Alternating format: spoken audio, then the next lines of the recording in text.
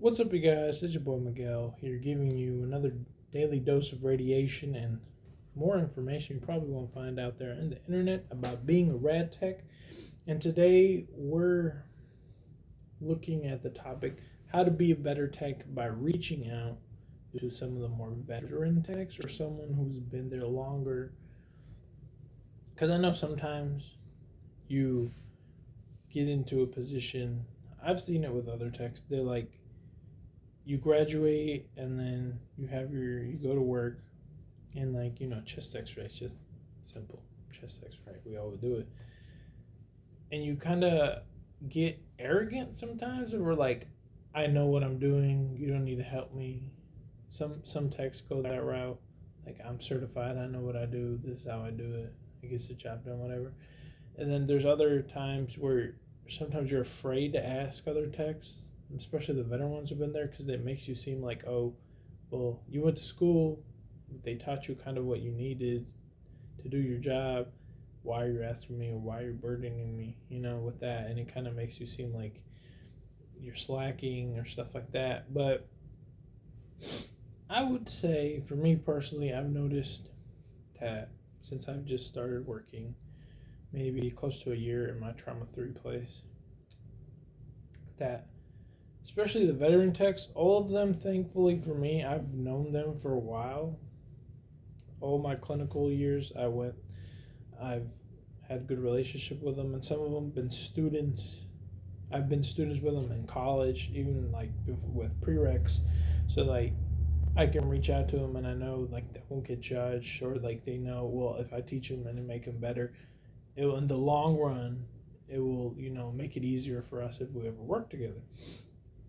And like, I feel like that's important because sometimes certain doctors or even certain rads, like, I wasn't really paying attention to it until later on, where we would go into our shift, and the first thing, my partner, he's the supervisor in the nighttime, he'd always be like, oh, who's reading tonight, like the rad.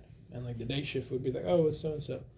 And he would do that almost every time we'd go. And then one time I approached him about it, and he's like, and I asked him why. He's like, well, certain rads are more picky about how they like certain stuff.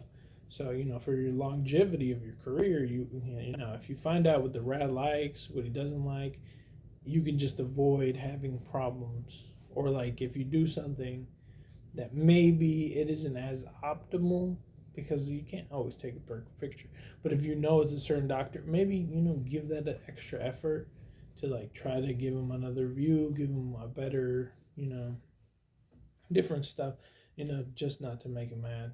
And other times, I feel like it's great approaching certain more veteran techs, but even in the ER, certain doctors, especially like the ortho ones that sometimes will be in there, they like special views or a different view, or they'll like certain stuff more obliqued or less obliqued, or stuff like that, Because certain doctors will be like, oh, I only needed a 2 view, and like you shot a 3 view, and it can like, help reduce patients' exposure.